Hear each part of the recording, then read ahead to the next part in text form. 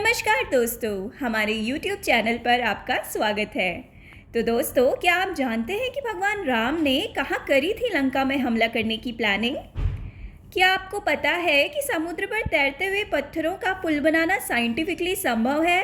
क्या आपको पता है कि भगवान शिव के 12 ज्योतिर्लिंगों में 11वें स्थान पर कौन सा ज्योतिर्लिंग आता है जो कि 4 धामों में से एक है? क्या आपको उस शिव मंदिर के बारे में पता है जिसकी स्थापना स्वयं भगवान राम और हनुमान ने मिलकर करी थी? और अगर नहीं जानते हैं तो जानने के लिए आप इस वीडियो को अंत तक देखें। दोस्तों, मेरा उद्देश्य भगवान शिव की गाथाओं को आप तक पहुंचाना है और यह चैनल भगवान शिव को समर्पित है और इस कार्य में आपको मेरी मदद करनी होगी।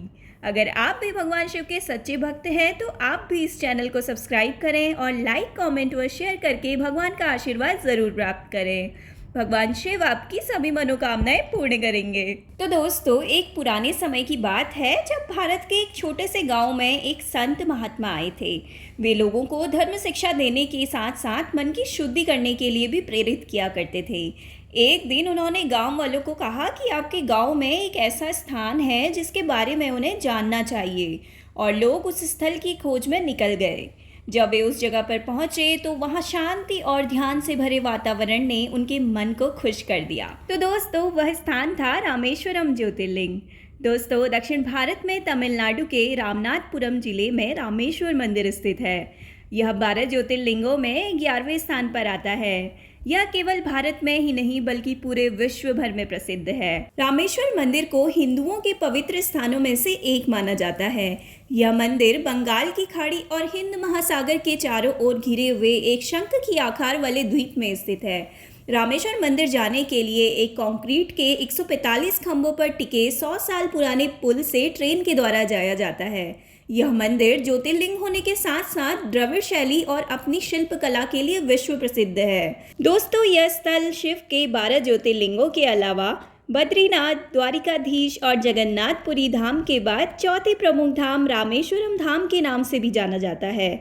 दोस्तों, शिव पुराण के अनुसार इस ज्योतिर्लिंग की स्थापना भगवान श्री राम ने करी थी और भगवान राम के द्वारा स्थापित होने के कारण ही इसे रामेश्वरम नाम दिया गया। दोस्तों, पौराणिक कथा के अनुसार जब भगवान राम 14 वर्ष का वनवास पूरा करके लंकापति रावण का वध करके माँ सीता के साथ वापस आए थे तो ऋषि मुनियों ने उनसे कहा कि उन पर ब्राह्मण हत्या का पाप लगा हुआ है, इसलिए इस पाप से मुक्त होने के लिए उन्हें रामेश्वरम में स्नान करने के साथ साथ शिवलिंग की स्थापना भी करनी होगी। ऐसे में उन्होंने भगवान हनुमान को कैलाश से शिवलिंग लाने के लिए भेजा, लेकिन हनुमान जी काफी समय तक वापस नहीं लौटे। ऐसे में माता सीता ने रेत के द्वारा समुद्र के किनारे शिवलिंग की स्थापना की। स्थापना करने के बाद हनुमान जी भी वापस आ गए। ऐसे में कैलाश से लाए गए शिवलिंग को भी वहीं स्थापित कर दिया गया। माता सीता द्वारा बनाए गए लिंग को रामलिंग और हनुमान जी द्वारा लाए गए लिंग को विश्वलिंग कहा गया। इसके बाद भगवान राम ने रामेश्वरम के पास स्नान करके शिवलिंग की विधिवत पूजा की। उसके बाद उन्हें ब्राह्मण हत्या से निजात मिल गई। आज भी रामेश्वरम मंदिर में दोनों शिवलिंग विराजमान हैं। दोस्तों, यहाँ पर भगवान राम ने लंका में आक्रमण करने से पूर्व पत्थरों के सेतु का निर्माण भी करवाया था, जिस पर चढ़कर वानर सेना लंका पहुंची थी। कहते हैं कि यह विशाल पुल वानर सेना द्वारा केवल 5 दिनों में ही तैयार कर लिया गया था और पूरा बनने के बाद इस पुल की लंबाई 30 किलोमीटर और चौड़ाई 3 किलोमीटर थी।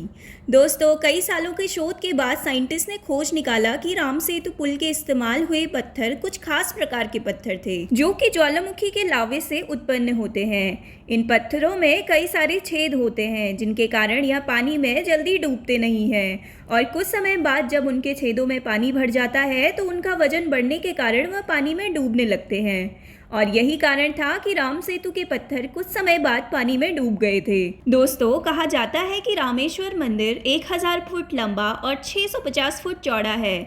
इस मंदिर में लगाए गए पत्थरों को श्रीलंका में नावों के जरिए लाया गया था।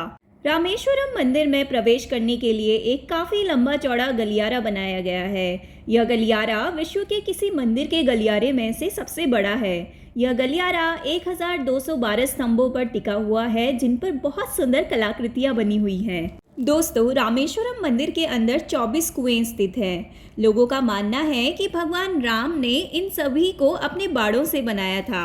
दोस्तों, हर वर्ष इस ज्योतिर्लिंग को सजाकर बड़े ही धूमधाम से पूजा जाता है और उत्तराखंड के गंगोत्री से गंगा जल लाकर ज्योतिर्लिंग का स्नान कराया जाता है। दोस्तों, इसी प्रकार हमने देखा कि यहाँ की कथा और धार्मिकता ने लोगों के मानसिक और आध्यात्मिक विकास में किस प्रकार से मदद की है। उस संत के उपदेशों का पालन करके लोगों ने एक नई दिशा की ओर कदम बढ़ाया। आशा करती हूँ आपको ये जानकारी पसंद आई होगी। दोस्तों, सनातन धर्म का प्रचार करने के लिए मुझे आपकी सहायता की आवश्यकता है। जिन लोगों ने भी इस चैनल को सब्सक्राइब करा हुआ है उन लोगों का बहुत बहुत धन्यवाद, और जिन लोगों ने नहीं करा हुआ है वह भी चैनल को सब्सक्राइब कर लीजिए। भगवान शिव की कृपा आप पर बनी रहेगी। जय भोलेनाथ, जय श्री राम, हर हर महादेव।